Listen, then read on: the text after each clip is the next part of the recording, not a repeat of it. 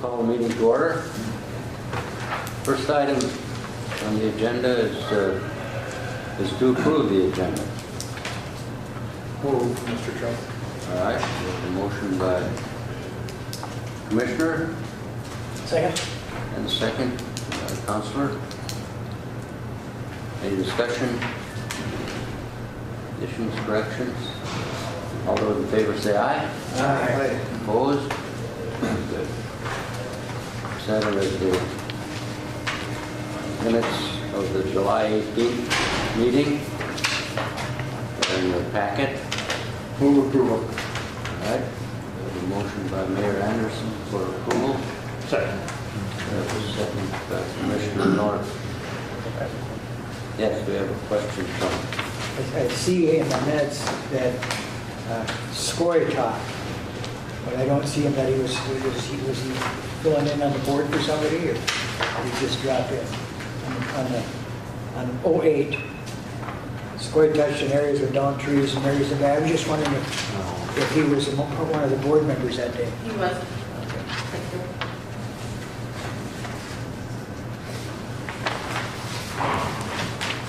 Any other questions, corrections? All in favor say aye. Aye. Opposed? Good. Next item is the public comment period. Have any comments from our audience?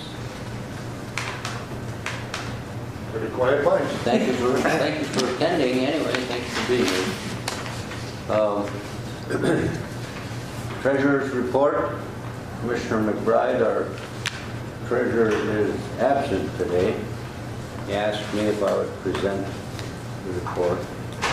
So we'll begin with the Coochin Economic Development Authority report. I can attest that Commissioner McBride went through all of these, so it's the opposite today. Yes, he did. He signed that. Yeah. However, there's one additional bill that came in after he had signed it. It's on the inside of the front page, right up to, on the inside, right opposite the unpaid bills detail. It's a bill over here. It's a bill from Worley Motors for the August vehicle lease for $362.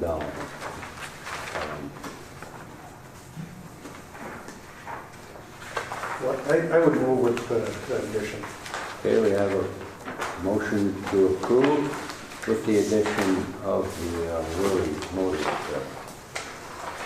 Second. We have a second. Do you have any comments, questions? Just on the page 2 of the, who is Group C Media? That's a magazine publisher. They do business facilities, and we ran a quarter-page ad in that publication. We typically will run print ads in two publications, Site Selector magazine and Business Facilities. They're both aimed at site selectors, executives, relocation. So that's a quarter-page ad.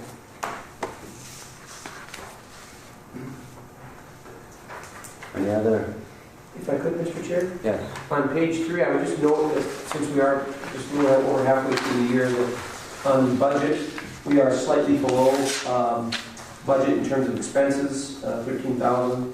And on the income side, we're slightly below our projected income, $6,700. So we're still under budget in terms of expenditures, and we're pulling a pretty true budget.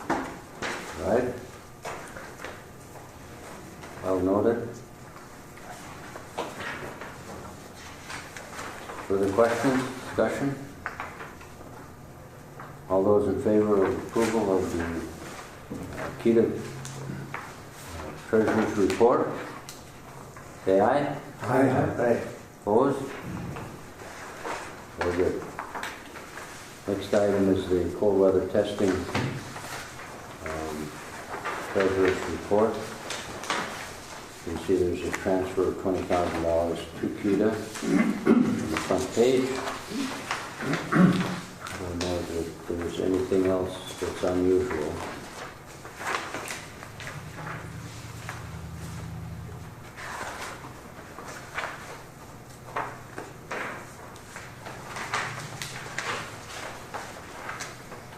Move approval of the cold weather testing, approving the unpaid bills and accepting the financial statement. We have a motion for approval of Keda cold weather testing treasurer's report, Second. and a second. Mr. Chair, under discussion on page 3, it appears that we have a second Frontier bill. There's one on page 2 for Right. $210, and then what is this one on page 3? When Frontier ran fiber to the airport, at the request of Jaguar, we're currently served at the test building we were by Midco, and that we had the fastest possible internet speed. But if Frontier bringing real fiber into the building, they could increase the capacity. So as you can see, it's an expensive monthly bill, but it was at their request. So we pay a portion of the Frontier, a small portion, just to provide the service, 15%, and they're paying the bulk, that $1,193 a month to have that service.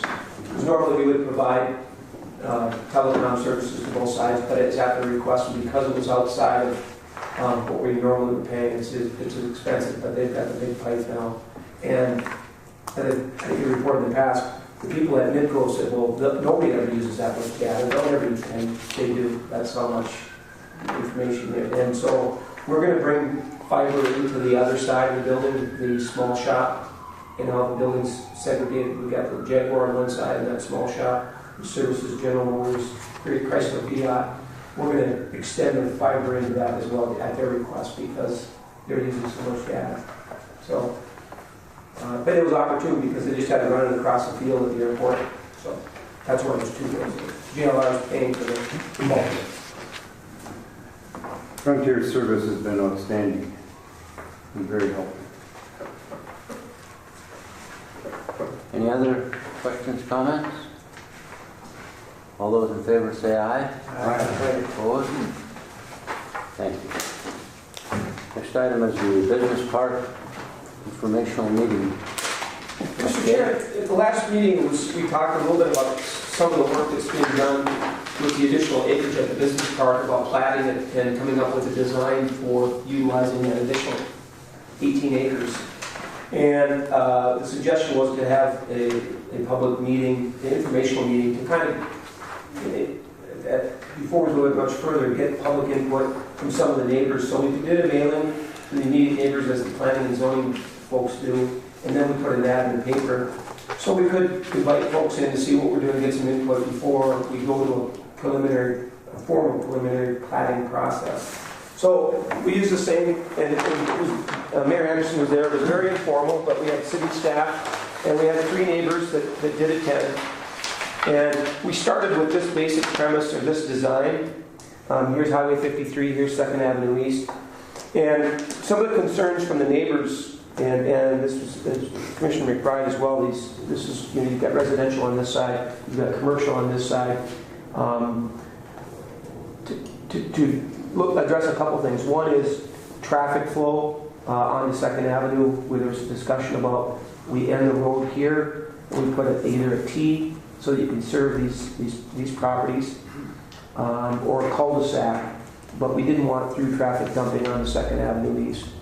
So there was some concern from some of the neighbors about that, and they thought that we addressed that. The other thing was the buffer here. There was some concerns by some of the neighbors about encroachment. This is 21st Street. It runs to here, and then it's vacated. So we already have, I believe, 66 feet or 60 feet with that street, and then we put an additional buffer, and that seemed to satisfy some of the folks that had expressed concern about. How big is that additional buffer? 50 foot. And we've been consistent in the other properties where we've tried to be mindful of making sure that there is some buffer. You've got, this zone is M1, light manufacturing, and we just didn't want to, we want to make sure that we're being good neighbors here and mindful of some of those concerns. The other things we talked about were drainage. This is real low in here, and it's really not buildable, but we want to make sure this is a hill here, this is kind of the peak of the hill. All this kind of runs this way. So we wanted to make sure, working with the City of International Falls, that we were careful about both drainage and putting in some utility easements so that there can be some looping. In fact, that's going to occur here. The storm sewer is going to link up over here. So the other part is, utilizing as much of the real estate that we have as possible. And that's why we talked about putting a cul-de-sac in here and maybe making these lots a little bigger, and even accessing some of these lots from 2nd Avenue. The other part was we wanted this to be more of a business office type rather than a light assembly or manufacturing, because again, it's more in line with the neighborhood here, and this is the Kutaski building here. So we will either rezone these lots, and I don't like spot zoning, but again, there's 4 lots and it's consistent with this to make it more of a commercial rather than industrial. And then some other considerations were just how to access some of these outside lots. If you put a cul-de-sac in here and a driveway here, how do you reach this? So we talked about possibly extending this road here from input from the city and others. So we still have some work to do, but I thought it was good, Mayor, so we just let the public know that we're being thoughtful about the whole process. So we're going to incorporate some of the comments and some of the thoughts from last night, updating this, and we'll present it at an upcoming Keda meeting. We still have a committee that's been meeting on this, and we'll have, and Matt from the county's been really good about helping us with some of the mapping and some of the process as well. So we've got good input, we've got a good group, and but the other folks that were there were actually supportive of what we're doing here, and they basically said fill it up if you can. One other thing to report on is Mr. Roach was there last night. He has finalized his site plan with Murray Surveying and working with the city. They're reviewing his building plans.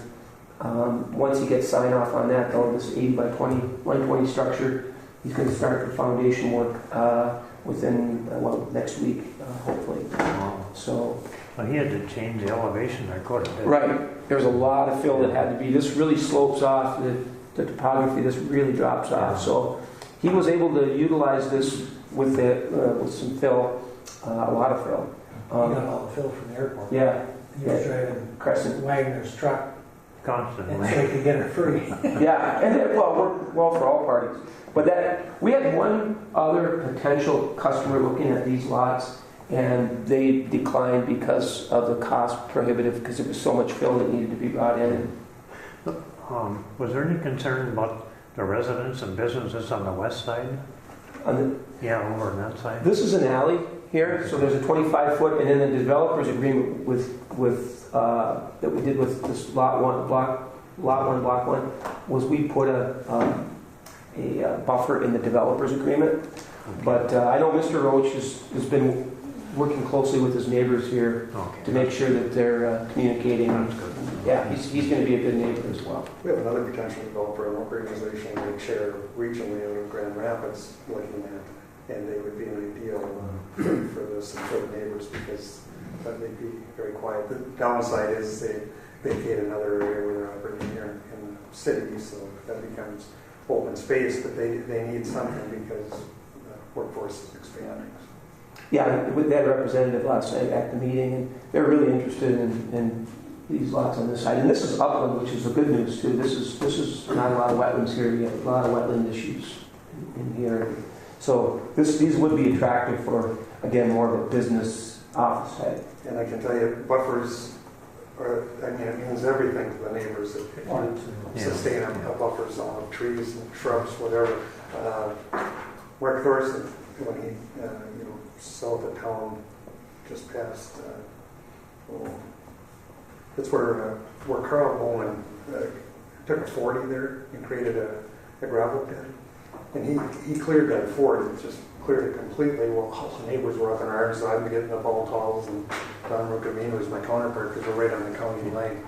So Thorson bought the 40 next door, but he was kind enough to invite Commissioner Ruckamine and myself to a lunch. And he said, what can I do to so I'm not impacting those neighbors. I want to be a good neighbor. And we said, geez, if there's any way you could leave a buffer zone around the site so it's not visible.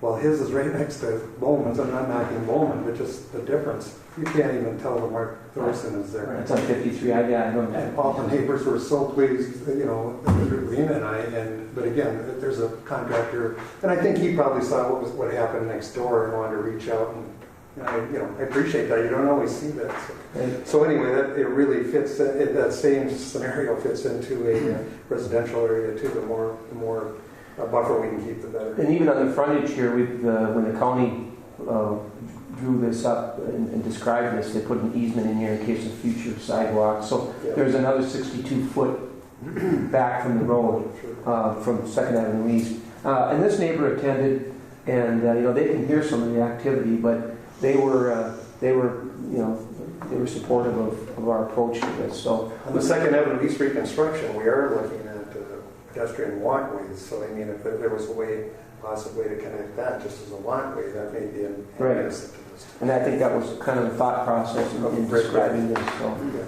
good. Anyway, well, we've got some work to do, but... Is this city property? Does the city own this? Yeah, it's Kutaska. Okay. Yeah, and I don't know what's going to happen over here with this development, but we're going to focus on just getting further along here. But Kutaska vacated? no, Not yet. They're still here. still there. Are they looking at vacating? I mean, okay. At some time, and I probably shouldn't speak for them because I'm only hearing rumors, but I believe they look. One of the things they have talked about is moving like the Head Start program into the back, because what's next to the EB building, Yeah. But that's, that is 2-3 years from now or some such thing. So. Anyway, any questions? I guess if we develop these lots over here and give access to 2nd Avenue, there's no water and sewer service there now. Right. So would they go up to 2nd Avenue Yes. and have to Bring it in from there. bring it in from there? Right. Or where is the water and sewer right now? Right to here. Right to there? It may make more sense to bring it in from here. We'd have to have engineering look at that. Should we do that? Because it seems to me that... Well, that's why we created this utility easement. Yep. In the event that, again, ultimately, it probably would make more sense to come through here. In terms of reconstruction of 2nd Avenue East, it would, because, obviously, you don't want to tear that up. Right. Just have it done. That's nothing there now. Right. So you're thinking maybe you need to hook up on each one of these lots? Yeah. Well, That'd be easy to do. continue this, and then you could loop this as well. I think this is water and this is sewer here. You think the water dead ended there? Yes. It is. Yeah, it's not looped, and that's one of the things that the city is looking at, looping that line over to 2nd Yeah. Avenue East. Yeah, dead ending is not a good deal. Right. I guess personally I would favor having this be a street and not having the access out there, bringing everything back here to 53. Well, one of the thought processes was that if we do this too, it really delineates the type of activity. This is more office, this is industrial. And then they were talking about snow removal and how do you make this turn. So the thought was making this maybe a cul-de-sac and then have one driveway coming in off that services all these frontage lots possibly. We still have to work through that, but we'll come up with a couple different scenarios. The other question I would have is this 21st Avenue, given that this is the school bus garage, and these are, and we don't know who owns these, whether it's the school district or the city owns those ball fields. This is all public presently. And so why wouldn't we vacate or request that the city vacate this street here and just with that 50-foot buffer, just make a bigger buffer there? Yep. That would make sense That's because what I would do. I think this has been Vacated already. So it doesn't, and this isn't, nobody's using this, so I think from a practical standpoint, that would make a lot of sense. And I think you said this was some of the worst wetlands. Yep. And so some of it's kind of coming out into a ditch here anyway, so And there's a it seems to me that that might be, Gives it a really good buffer for any yes. thing that's going to go into the We manufacturing. do not have wetlands in Kuchin.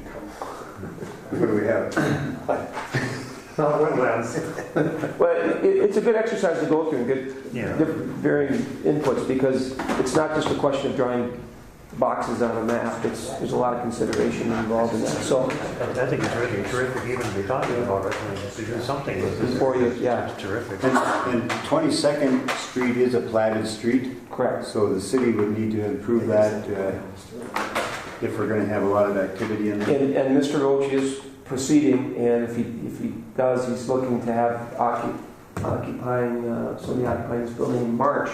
So we should start that planning process. If he's going to have trucks going in there Monday through Friday, you have to curb and gutter, asphalt. It will generate a lot of traffic.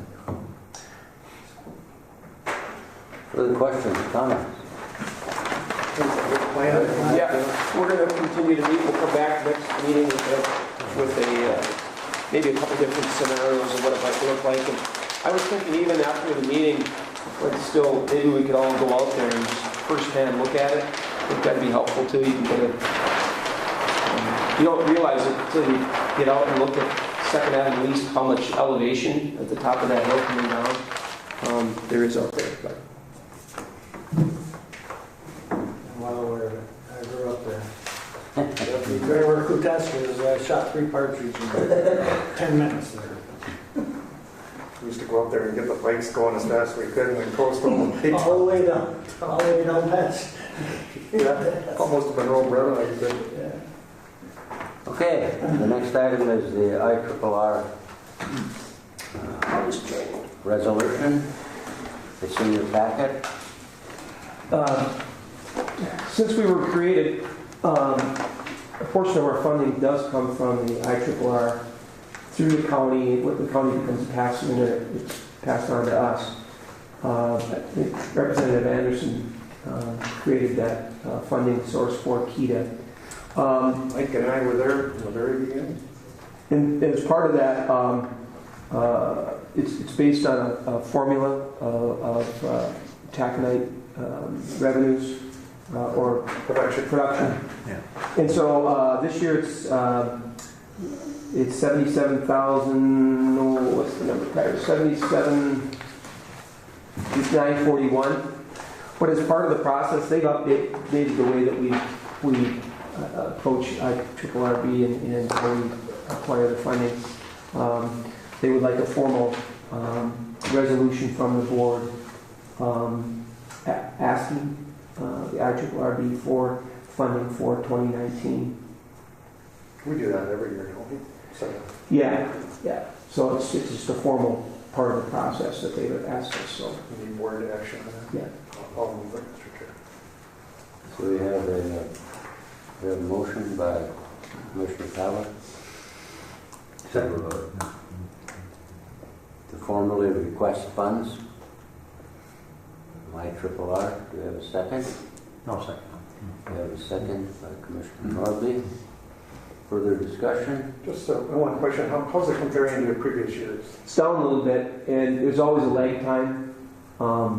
It was right around 90,000 for most the last several years, and because of the production drop off a couple of years ago, it's reflecting that. But now that production's back up, we'll see an increase next year. There's a lag, I think. Yeah. Good.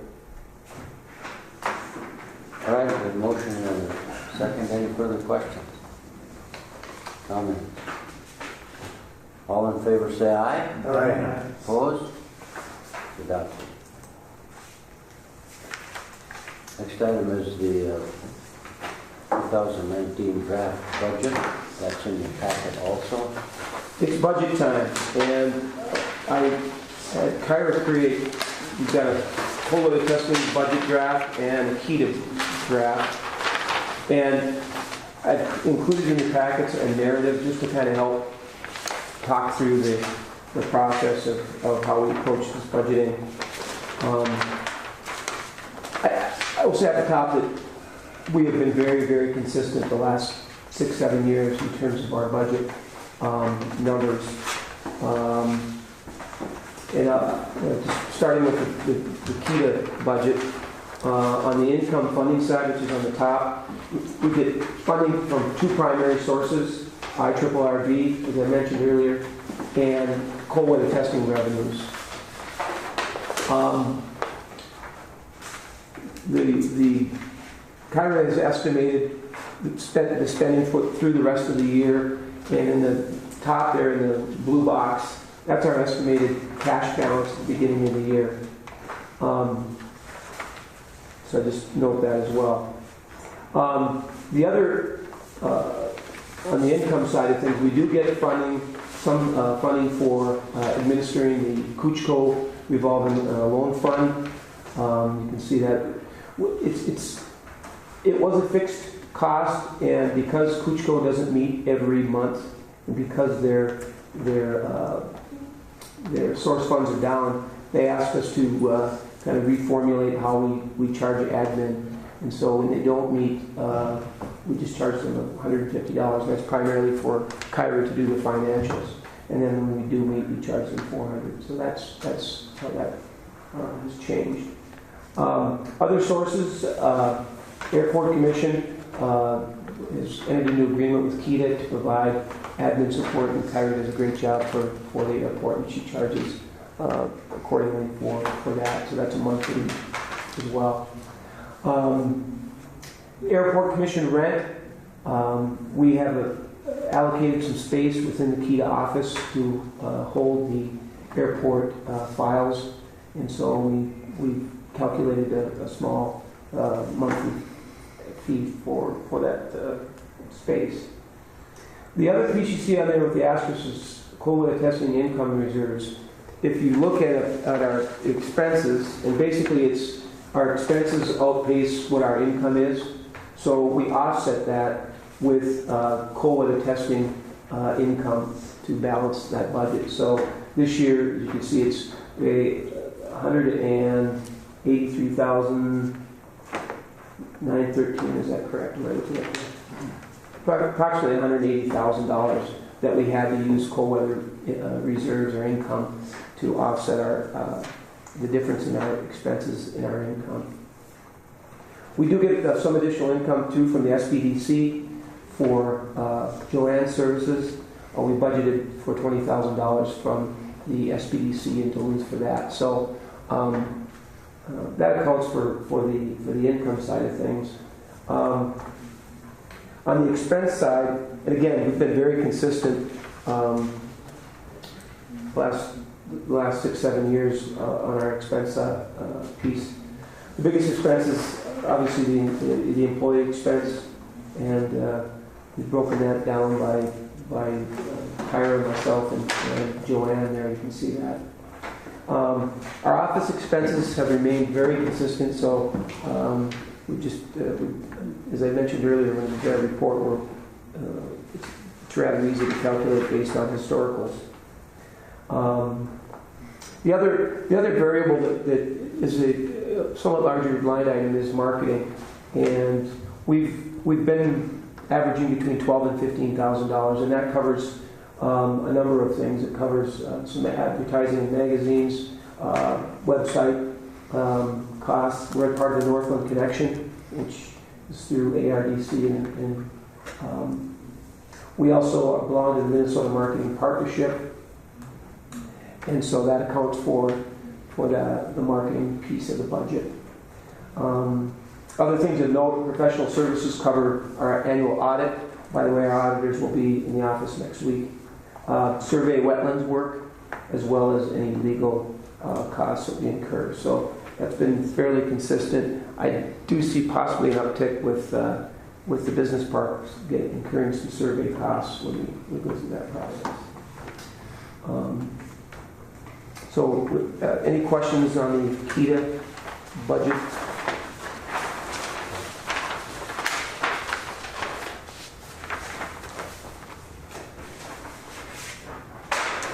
Is that in the survey wetlands? Is that the 399? June of 19? Yeah, we didn't know exactly when that's going to occur, so we just plugged in some numbers to cover that. We probably should bump that up. We didn't know whether, again, the carryover was going to occur in 18 or 19. We may have to bump that up though. What kind of an estimate? Maybe 1,000 or 1,500? 1,500, 2,000 possibly. Yeah, I didn't know if that was going to be. I think we ought to get the corner stakes in out there and on all those lots and start moving with getting that prepared for hopeful use. Right. If there's somebody that's maybe interested, I think we should be moving. It'll be done sometime, so. I would move approval of the budget, including $2,000 for survey wetland delineation. So you want to add? Yes. Okay.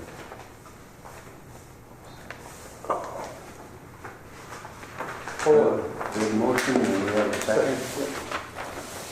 Further discussion? we'll get that $2,000 See the draft? Brian and I were just talking, it's the driest ever fall, so don't take that same walk. All right, all those in favor say aye. Aye. Opposed? Good, we'll move on to the cold weather. And the cold weather, again, very consistent. We've had a real strong year. And it's very helpful to have a 5-year commitment from Jaguar Land Rover.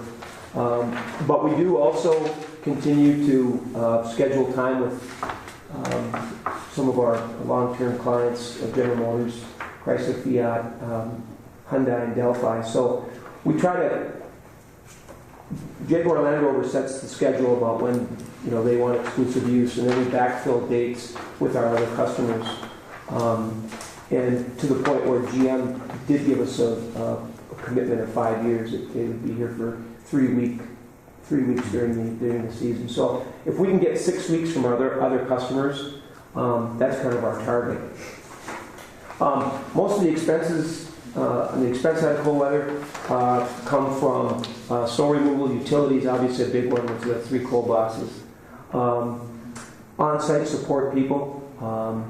We've got a great team out there that takes care of our customers, as well as capital improvements. The building was built in 1990-91, and because of the changing uses and the level of use, obviously there's a lot that is required to keep it up and going. And again, Jaguar does bring some needs that they would like to see at the facility, and they've really raised the bar at the facility. But we work with them, even though we have a lease agreement, that we offset some of those costs. For some of the projects, we'll work out a percentage. And some of them they will just pay for outright. The electric charging station, for instance, they paid for that. So it's been a good relationship, and we want to continue to show that we'll work with them and be good tenants as well, and hosts as well. So, Paul, I have a question. So we don't budget, make a line item in the budget for capital improvements each year? It's just kind of as the need arises, it's done? Well, we allocate funds, but it's getting more directed now because at the end of the year we have a meeting with JLR about the coming year, and they say we'd like to see this, this. And then there's always other things that come up with garage door changeouts and the like. Yep. So, but we've been, budgeting is budgeting. You make some estimates based on historical use, and I think we've. And kudos to Kyra too for tracking all this and keeping it separate. Any questions on cold weather budget?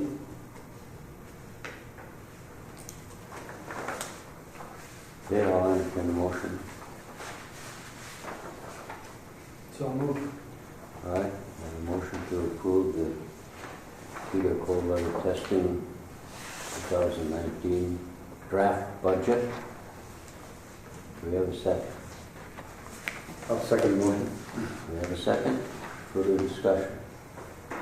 Paul, I believe I asked this question before, so you probably give me the same answer, but I'm back to the electric charging station.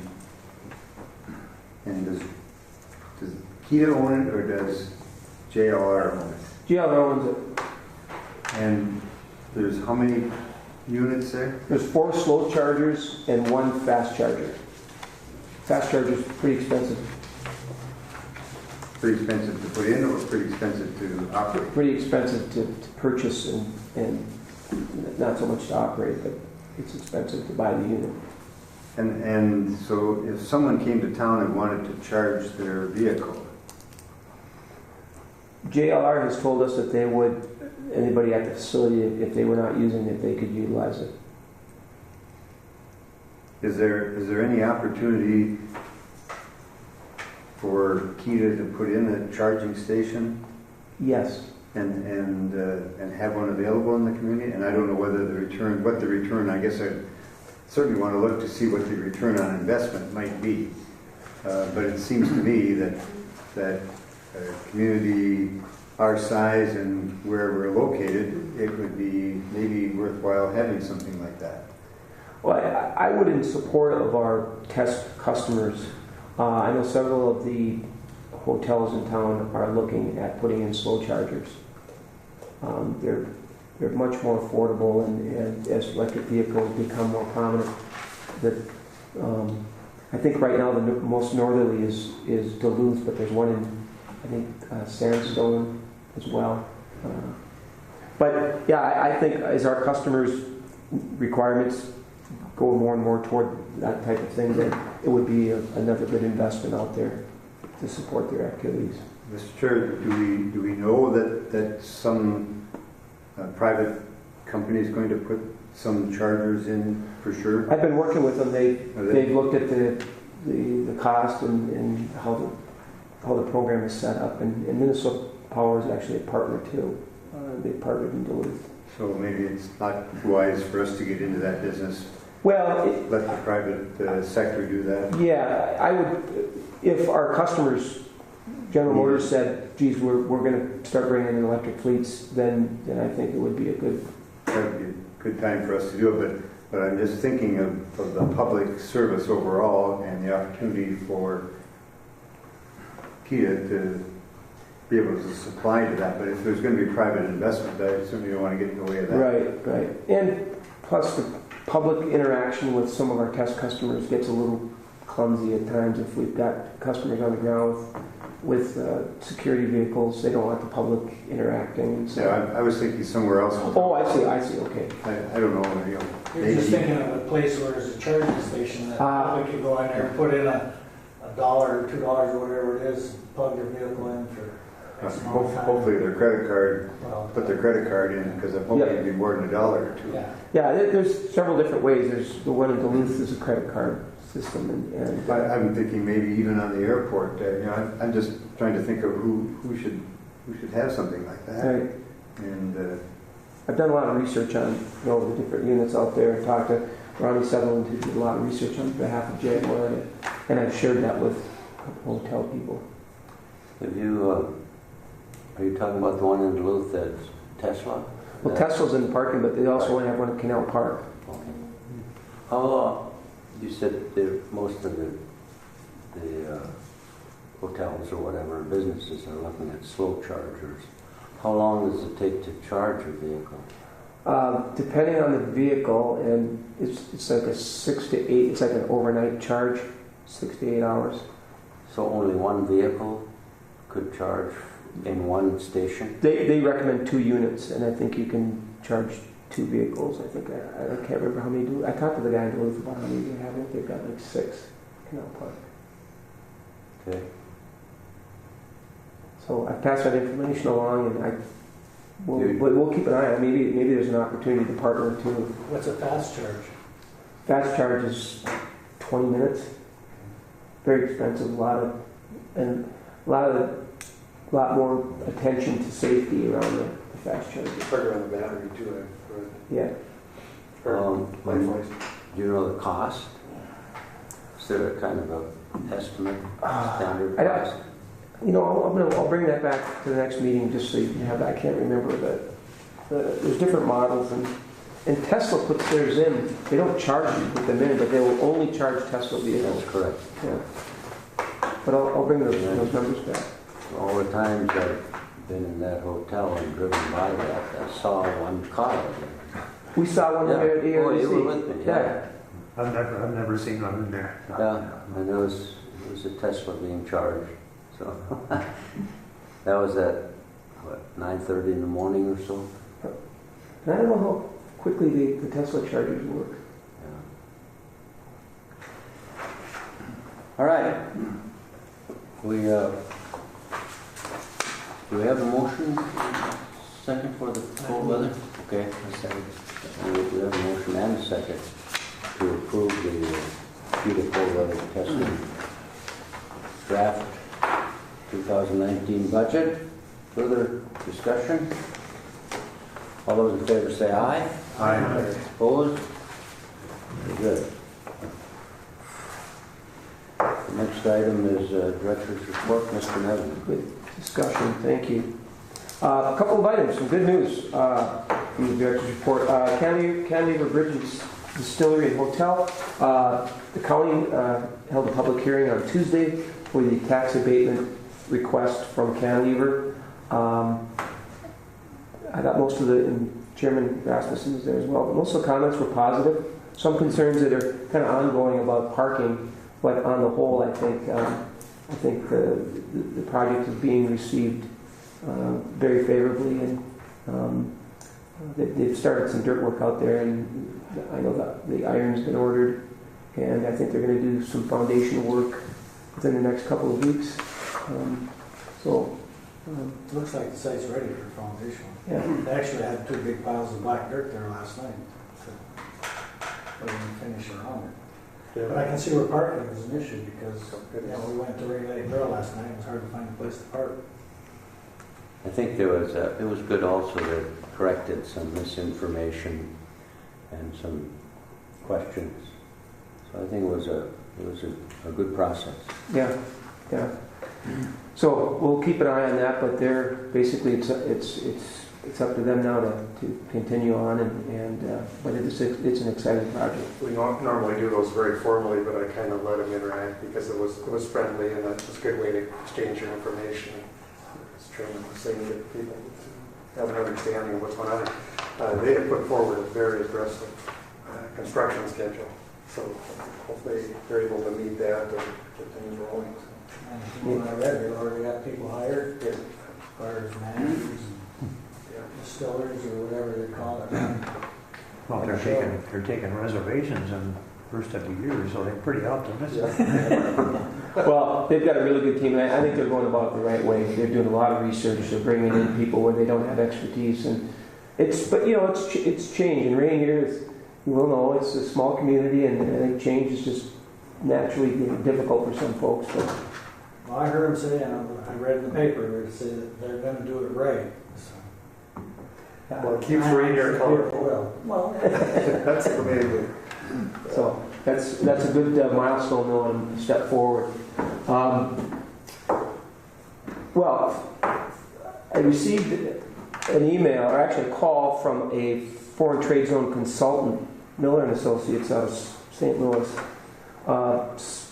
several weeks ago, saying that they've been contacted by DigiKey, and this is in light of the tariffs that have come down from the federal government on some of the product that DigiKey, and DigiKey out of Thief River is a wholesale supplier of electronics. They don't make anything there, they just package and ship. I can't remember exactly how many transactions they do, but it's huge, and they're building an additional warehouse, 1 million square feet, I believe. So in light of that, they have applied for subzone application to the National Foreign Trade Zone Board. What that means is that they're going to designate that property as a subzone in the foreign trade zone, meaning that they will get the benefits of the foreign trade zone, but since we have jurisdiction, we're the closest foreign trade zone grantee, that they have to work through us for that jurisdiction. So we get an annual admin fee for them to use our zone, and then we get to record all of the activity that they will do in the course of the year. The other thing I think it does is hopefully it starts us in a relationship with DigiKey. I've asked to go over there and tour and visit. The consultant was there last week, met with customs, and then looked at the facility. And so we're going to try, and I would invite anyone from the board, if we do get a meeting, to join us. And I've been to DigiKey once in the past, and it was impressive then. And 1 million square feet is certainly impressive. But this puts us on the map after all this time. Even though we're not going to see direct employment or investment in Cooch, it gets us at least on the map and gets us going anyway. What year did we establish that zone? Do you remember? 2003, Okay. November. So it's been a while. And just for those that aren't familiar, Arctic Cat did begin a subzone application and withdrew it. They never did activate it, but they did start down the process. So. If this becomes a subzone of DigiKey, could it still be a subzone for Arctic Cat if they wanted to later? Yes. There's Some good opportunities, I think. The way it's designed, the state's divided into thirds. We get the northern portion. Duluth gets kind of the central northeast portion, and then Minneapolis gets the southern third of the state, essentially. So when anybody does want to use a foreign trade zone, they have to. That's how we're kind of geographically set up. Mr. Chairman, I toured DigiKey 2 years ago, and it's a unbelievable operation there. UPS, what's the other one? FedEx. They have full-time people stationed there loading vans and trucks and units to fly out of Thief River Falls. It's what's keeping their airport going. They were building a parking lot at the time for another 400 or 500 cars because they were having parking issues. They have housing issues too. Right. Huge housing issues. Right. Huge. And in recruiting people, that many people, it literally started in the gentleman's garage, the founder's garage, and he's continued to grow it. And yeah. So again, if we try to set up a tour and meeting, if anybody would like to attend, it's impressive to see. Could be an opportunity here, like with rail, in our free trade zone. Well, Flyers, instead of using FedEx and I did approach them about our foreign trade zone several years ago and met with them, and at that time they didn't see the benefit. But And we also discussed that with Polaris about that possibility to utilize the rail here to bring materials over to their. Because they were trucking them up every day from the Twin Cities, material. Yeah. Now, rumor has it that they're going to move an operation to Bemidji, Polaris, some type of a plastic mold injection facility. Could be. Just rumors. Yeah. They have a facility in Wyoming. Oh, Minnesota? Oh, Yeah, the test facility there. Yeah, they put there were several communities competing for that. So yeah, that doesn't sound. And a recent ARDC meeting too, Mr. Chair, the Alaskan Energy Park, there was a plastics injection that the revolving loan fund contributed to it. I think that's from Aurora or Babbitt or something. Right, It's last meeting we're at there. Yeah, White Lakes. White Lakes. And I thought they may be a supplier to. I think that was their big supplier was Polaris, wasn't it? I can't remember, but I know that they just activated or took over that facility. So maybe, but should look into that.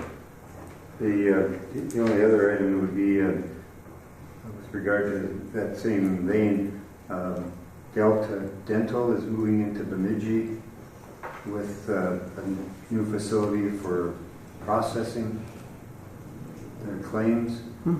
I think the size of the structure is 38,000 square feet, 100 to 150 people. Wow. They're in Virginia, aren't they? That's I don't know Delta. that.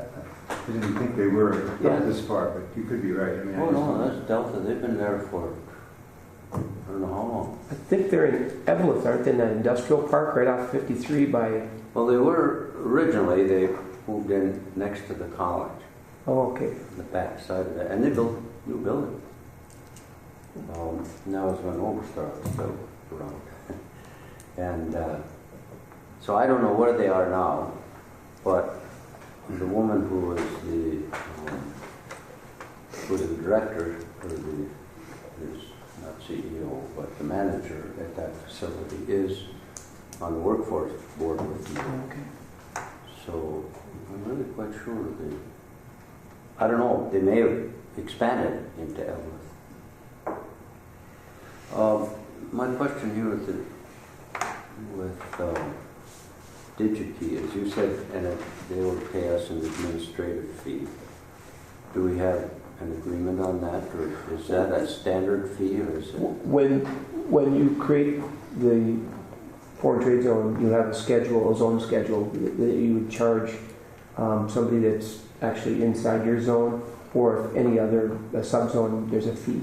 So and we basically relied on the folks in Minneapolis and Duluth and the state to kind of say, okay, here's what we charge, and it's looked at other zones kind of to be competitive. And we would, you also said we would record the activity, which would require some kind of administration. It's an annual report you have to submit. Yeah. So it'd be like $6,000 a year we would get for an admin fee. Right. But it hasn't been finalized yet, but it looks good, and again, trying to set up a meeting. I touched on the business park, and I just put it in the report as well. Blend and Broadband Communities initiative.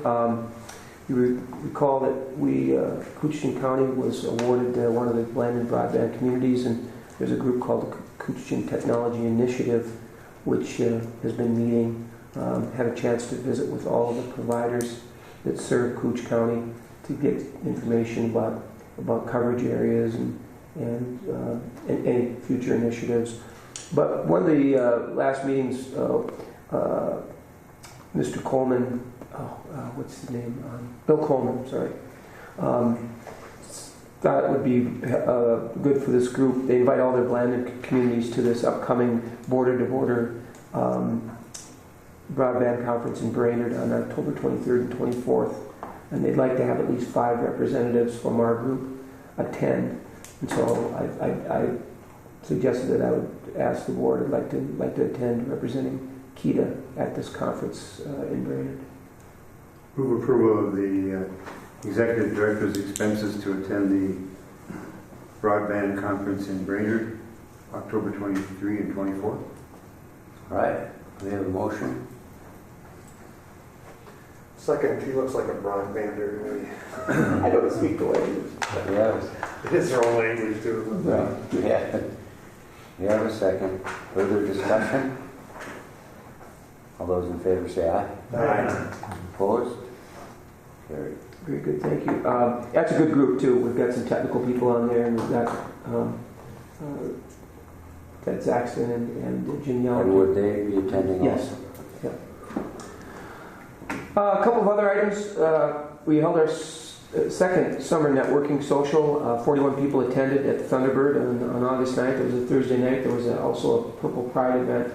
But our target was 50 people, so I thought 41 was a good turnout.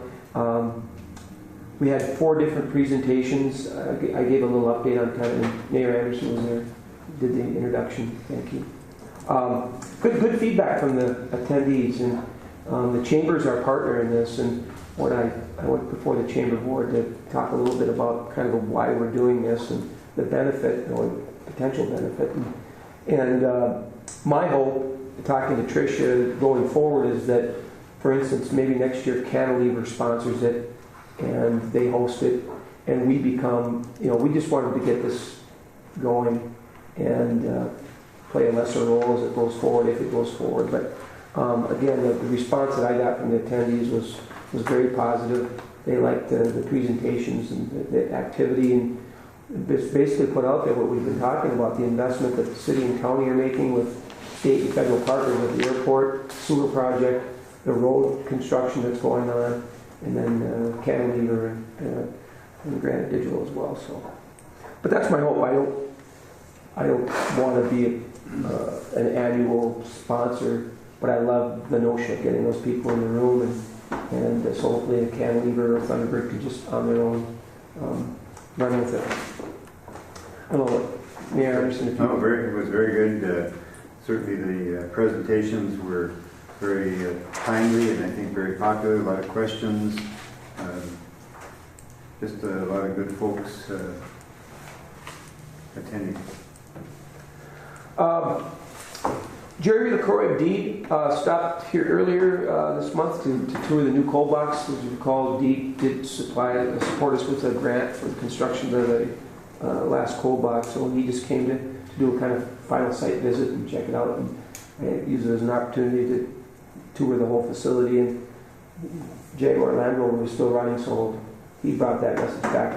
That was real positive to see that it's year-round activity, and he was pretty impressed with how it's evolved out there. We were at the North Home Fair we had a presence there with the booth and some materials for Keda and SBDC, and I just wanted to put on here childcare. We've identified childcare, or the lack thereof, the shortage of providers, as a barrier to some folks getting into the workforce. I know that they identified that at the healthcare meeting that we had. So we've been actually approached by several folks asking for help in either finding a location or looking at some sort of larger childcare facility. And so Joanne has really kind of taken this, and she's we're going to have a meeting tomorrow, in fact, with a number of stakeholders that have expressed interest in looking for answers and trying to provide more child care providers. And it's throughout the county. It's not just here, it's throughout the county. And Kyra can attest to the shortage as well, and looking for a provider. It's becoming a challenge. But so we're just going to, again, take a run at it. We talked to Northland Foundation, some of the work that they're doing, and the state's identified it. And I think they said it's at a crisis point in some areas. So I don't know where we go with this, but at least we put it back up and give it some visibility. I think it's terrific. And I think we're, not unique, but a little unusual because of all the shift workers in town. That's a really end weekends. That's a real special problem. Right. So, Yep, and that was especially true with the healthcare and even some of the folks that work at Boise and shift work, about finding. on the bridge and the sheriff department, everybody works shift work. Good point. Yeah, it's a shortage all across the region for sure, and statewide pretty much, but especially in rural areas. Yeah, and it's harder with those larger facilities because people don't want to pay that increased cost of being more like a Home, small. not a home base, but and the requirements are really, really steep with staffing and so. Okay, any questions of the director? Comments? We'll move on to the city and county updates. We'll start with the gentleman on my left, who is just what we saw, one of the largest sturgeon fishing tournaments in the nation. North America, Mr. Chair, North America. And And as I understand it, quite successful this year. Well, thank you, Mr. Chair. And it was a beautiful day. Councilor Briggs and his daughter both came down and they worked hard and helped us out. You know, we're a little short of volunteers if any of you want to move to Birchdale. Do you have to move there to be a volunteer? No, I'll pay you. Not much. We could just follow them. But, you know, we were actually down a little bit. We had 247 people fish. We had over 80 kids. And I got to tell you that there is a number of organizations in International Falls that are incredibly generous, including the Falls VFW, Boise, True Star Credit Union, the Border Bank, and a number of others. And the merchants, they go out of their way to help. Every child there got at least 2 prizes, and they were really nice ones. I thought the Journal did a wonderful job of showing kind of what happened there. They had a representative from the Journal. And so, you know, we're going to do it again. I think the chance to introduce the young to that particular sport in itself is something otherwise they just wouldn't do. And some of the kids are a little young, but we asked them to make at least a try, an attempt. There were kids 2 or 3 years old out in the boats holding fishing rods. And a couple of them caught a sucker or a walleye or something. 6-year-old granddaughter. Yeah, so, you know. I can't, it's too heavy. Yeah, so it's fun, and it's worked out, and we appreciate all the support. The Falls paper, again, has just been wonderful to us. It just seems like in the last 30 days, there's just been a tremendous amount of things in our rural area here, including the rainier days. This past weekend, Big Falls had a car show that's growing. We just had the county fair, and of course the Little Fort Fair. So things are looking very well right now for the rural area. And, we're anticipating a great fall and a lot of people around. Very good, thank you. Any questions? Former Commissioner Hanson. I would just have one comment, and I don't know if it specifically applies to economic development, but I want to commend former Commissioner Hanson for those ongoing articles or renditions, seen through the eyes of the people who actually settled that area. And I mean, I don't know if you've read any of them. It puts you right there in the hardships that they went through. It's absolutely unbelievable to settle this area. So thank you for that. Like, I hear a lot of comments on those pieces that you, and the Daily Journal was good enough to carry. Yeah, they have about 20 left to go. You're going to be absolutely amazed what they went through. So far, they've had it easy. You know, when you sit down and talk to your spouse about shaving the hair off a moose hide, boiling it for something to eat, because the food you have has to go to the dogs. I do imagine. Yeah. Any city update? It's been a great summer. Summer projects are coming to a close. Councilor Briggs can certainly share in this that the city completed about a mile of street improvements this year. We're looking forward to the Highway 53 project in 2020. Right now, probably won't be doing anything in 2019 because we'll be saving money to budget for 2019 and 2020 in order to do the Highway 53 project, because it's going to be over $1 million for the local share. And so That's it right there? yes, that is the details of it up there. They're working on the final design right now. We have another meeting on Monday at 1 o'clock here with the MnDOT to go over the project. So that's moving forward. Airport project, the terminal, I believe they're pouring footings today.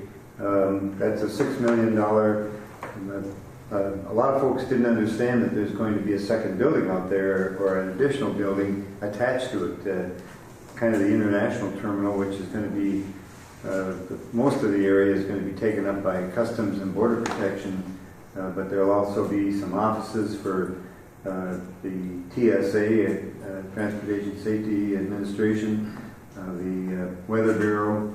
The airport will have a small office and a conference room for airport meetings.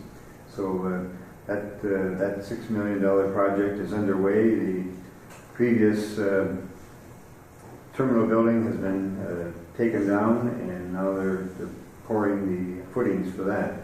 The runway project, the airport, the special meeting on August 10th, just awarded a $3.7 million contract to start the runway rebuild, which is needed. It's 40 years old, that runway.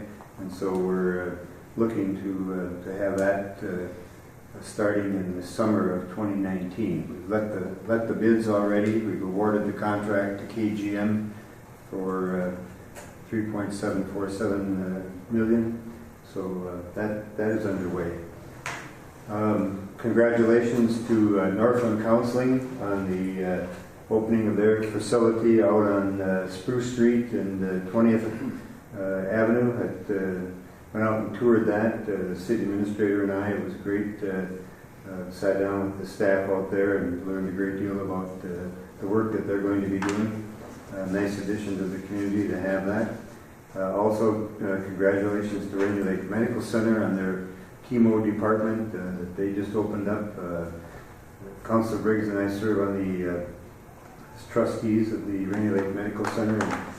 That is certainly it probably doesn't bring folks to town for chemo, but it keeps it's a place for those who need chemo to be able to do it, to not have to leave town. So I think that's certainly worthwhile. Wonderful. And then Rainier Days, I was out there several times to participate in that. It was great, great activities. And now tomorrow or tonight they start the bass tournament here in the community. So been a busy summer, as Commissioner Hansen said. Just a lot going on. Mr. Chair, can I add just another little Sure. thing to this? You know, you never get enough time or opportunity to thank people, but the CVB puts out a stipend for us to advertise on the Iron Range in Manny Shopper. So we get a lot of people through here. And I wanted to just touch on Rainier. The Rainier Rec Club gives us $500 for these kids. And I want them to know that we had people from over 50 different communities just in Minnesota and 6 states in Birchdale this weekend. So we're trying to put heads on beds, and you know, the idea is to get these people from, the folks from out of the area to come here and spend a few bucks, and I think it does that. And Rainier and the CVB both do that, and I just want people to know that. That's wonderful. Very good. Yes, from anything to add to that? Councilor Briggs? I think Bob's covered it. Very good. Any from the county? Yeah. Well, we had our 332 is complete anyway. 332 is complete, but we had a meeting 2 days ago on the extension to the national park. It's Project C of this wastewater project that we're doing, and an outfit from St. Cloud. They seem very professional to them. So we had that meeting up there. This will take the wastewater line all the way to the park headquarters, which was a requirement of the federal dollars that it was able to get that money. Actually, Commissioner Rukavina got with the Army Corps of Engineers, and to him we owe a great deal of credit. I mean, he's been what a wonderful friend and ally over the years on these wastewater projects. It helps everyone. So, you know, when we're talking the distillery that came up yesterday during our meeting, you're advertising essentially clean water up here, and now we put the money and effort behind that to make that happen for the foreseeable future. So I mean, it's a big accomplishment, and it won't end in my time. I mean, there's still going to be a long way to go. We've got the main lines, but as I pointed out, the islands, you're seeing more and more development in islands, year-round homes, literally. But there are ways around that too without doing, you know, the the old line method, you can have, they're called homes turn over their wastewater issues to a waste management group who are, the same people running the sewer lines. And through other means, they're able to go out there. The homeowner's done. You pay the money just like you do for the main line. The homeowner's done. You are no longer responsible for that wastewater is under the supervision of the wastewater authority. And they go out and put in the systems that meet the criteria for discharge, so that you don't have any of that type of thing going on. So that's what I see for the future. It's getting harder and harder to find dollars to do these projects. Wade, don't you think there'll be some variations of that on Capitol Demand, like Ashford Trail? Yep. Those are ongoing now, in fact.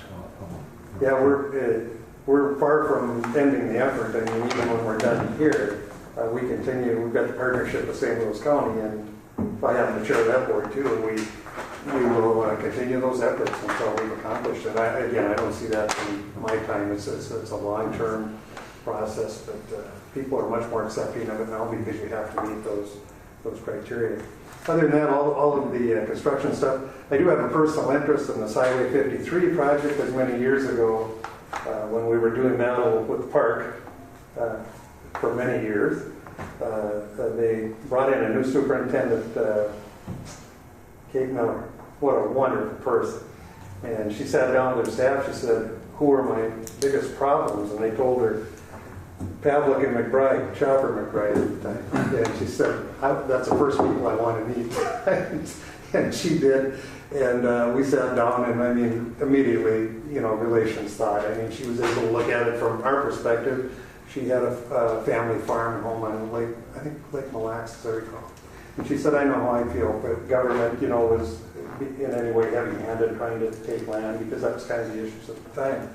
To make a long story short, about a month later, she comes to county board and says, "Gee, we'd really like Wade to come to West Virginia or something, wherever we went, and for this Gateway Corridor project." And it's about the entrances of Little Fork and International Falls were considered gateway entrances to Voyageurs National Park. And like me to come to that symposium. And it was all about coming up with plans to improve, make it appealing as you drove into a community.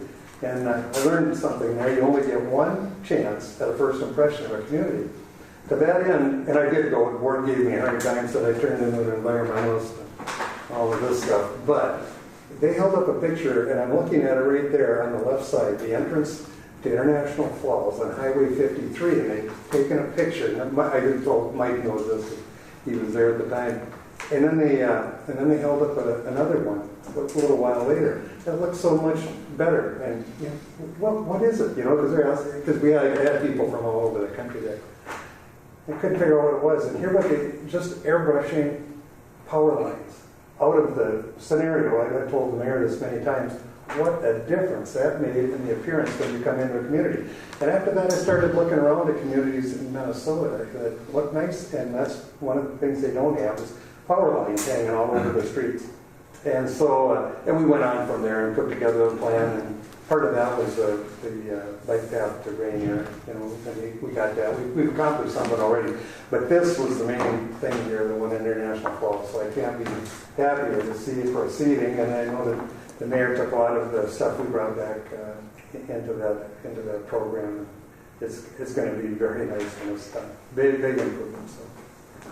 But other than that, things keep moving. We have a lot going on. It's hard to keep up these days, which is a good thing. I think it's important to note there's a lot of money that's being spent in town with all the projects, with the CM, what they're doing out there, because you go by Falls Motel and there's 4 great big trucks that are all related to the CM work, plus the bass tournament and all the bass boats there, so that's all flowing that into town. The transmission line that's going in, it's infusing a lot of money into our area, which is a good thing. Hotels have been full most of the summer. The RV park that's going in, that Bowman's Landing there, it's going to be a great addition. Yeah, that'll get more good ones. Yeah, it's exciting. Exciting time. Yeah, we've got an overflow of folks camping at City Beach because they can't find any place to stay. in the community. And we're sending them over to Fort Francis to motels over there. Well, we had a plane breakdown that had to stay overnight. So then the people, we had to put them up in our room. Called every hotel in High Falls, couldn't find a room. Thank God for the rendezvous, because every one of 20 of them went over to the rendezvous. And that was on a Monday night. Amazing. Mr. Hartley, yeah. Well, the county's been involved in a couple of safety issues, probably visible, or at least one so far. If you see on the north side of the high school, the county put in a new sidewalk Beautiful. and actually did curb cuts, so the crosswalks actually will line up with the curb cut across the street. That's going to be, it'll make things better. It was interesting. Well, the day before that project started, I had 2 phone calls, and people just insisted that there would not be parking on the north side of the street. They thought kids were, staring at their telephone, getting out of the car and stepping right out in front of people. But at least now there'll be a real designated crosswalks and sidewalks, so I think it'll be better than it was. I see we got a request to, apparently we'll have to do a curb cut and a crosswalk at the Good Sam. Yes. Well, I believe, I have to drive out there again. I don't think they have sidewalks going out to the street. No, they don't. No. No, Just side road. all 3 of those are basically driveway entrances. Yeah, so they'll have some work they'll have to do. Well, I think we need to. There's folks who walk from the care center. They want to try to get to the sidewalk on the other side, which that county project that fixed up Keenan Drive and put that sidewalk there. That sidewalk is used by many people walking. Probably the care center and the next run at the assisted living, both of them, but they need to get out. I hate to see people walking across this parking lot to get out to the streets, so I think you have to work with the care center as to how they want to, and we have folks who are in physically challenged motorized wheelchairs that want to cross. And one citizen stopped his car in the middle of the street there and stopped the traffic so that young woman could cross with her wheelchair. Well, I think it's a good project, and we need to. We'll be talking about. Thank you to the county, and I send a letter to Joe thanking him for that work on 11th Street. They're trying to make the whole school safety much better, and I think having no parking on the south side alongside the school, except to drop off someone in the morning or pick up someone in the evening. But I think that's going to be a much better system. And the request was to get it done before school started, so they really got on it. Joe has been just unbelievable. His staff at the county engineering office. No, it's been really good. Put out a lot of work, I don't know if you've seen it or not, but there was a meeting set up in the Twin Cities to discuss the future of the Grand Mound. In the Twin Cities? Yeah. Oh, yeah, that's a good place. Well, that was my comment. So we were asked. I don't know about you, but that tells me a lot right there. That's what I thought too. I hope I'm totally wrong. Yeah.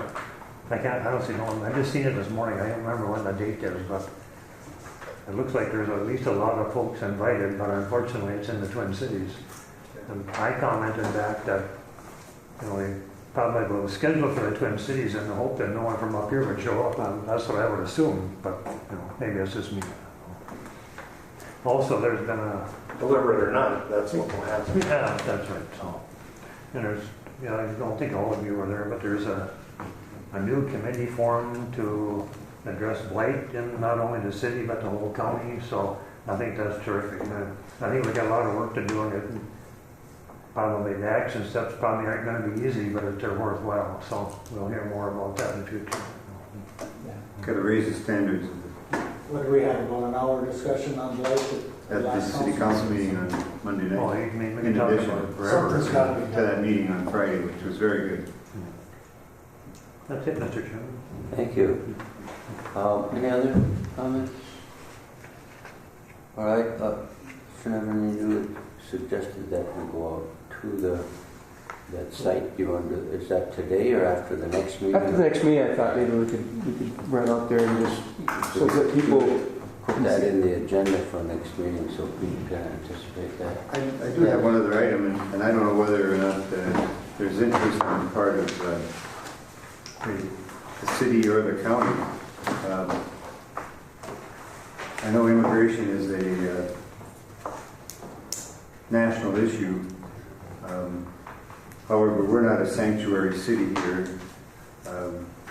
We have the good fortune of having Border Patrol and Customs and Border Protection officers living among us, which is very, very helpful. But ICE is looking at a detention center, and the city of Pine Island, just north of Rochester, has passed a resolution they don't want it. I don't know if there would be any opportunity for a detention center to be placed here.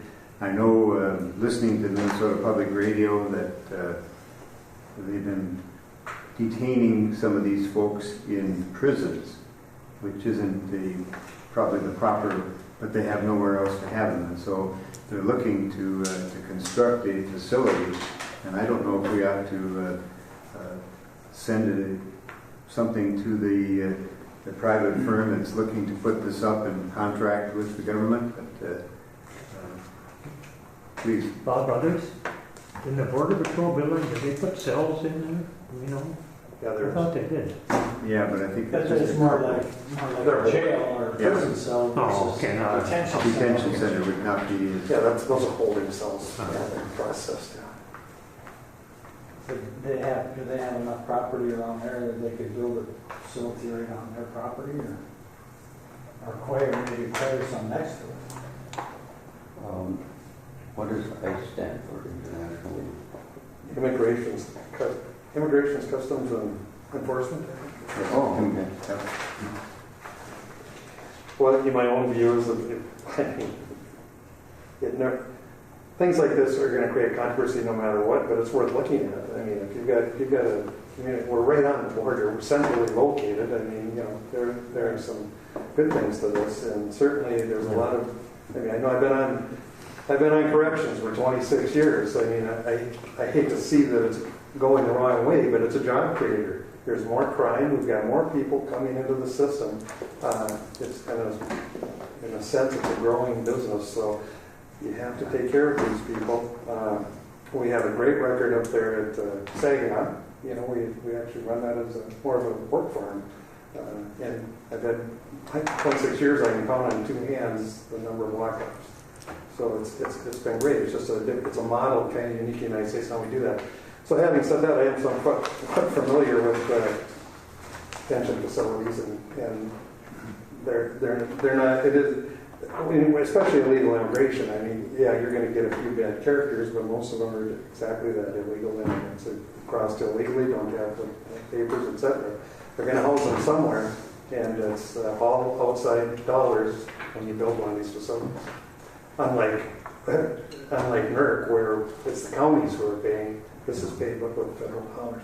So my own view is it never hurts to look at something like that. It's not a final decision, but if we don't look into it, we're going to waste someone else. You got to plant the seed just in case. The Management and Training Corporation out of Utah is the one that's going to build it. They already have a facility in Minnesota. I think, I'm not sure if it's around Stillwater or where it is, but they're already operating a prison and skills training facility. So they're familiar with the state, and I would like to move that the executive director contact the Management and Training Corporation and let them know of interest. Further discussion, we have a motion, we need a second. Second. We have a second. Further discussion? We may be on a tough slope simply because of access to the legal system, federal legal system up here. But For the federal court up here. exactly. That was what I was going to say. They can move remote facilities for that too, so it's just more jobs. Well, we do have, the Border Patrol. Yeah, federal customs. Customs here already, so. Well, I don't think we have anything to lose by at least making the contact. They could very well be adjudicated in Duluth, for example, where they do have the federal stuff and then sent to a facility here. All those in favor say aye. Aye. Opposed? Very good. Any other business? Thank you very much. The meeting is adjourned. We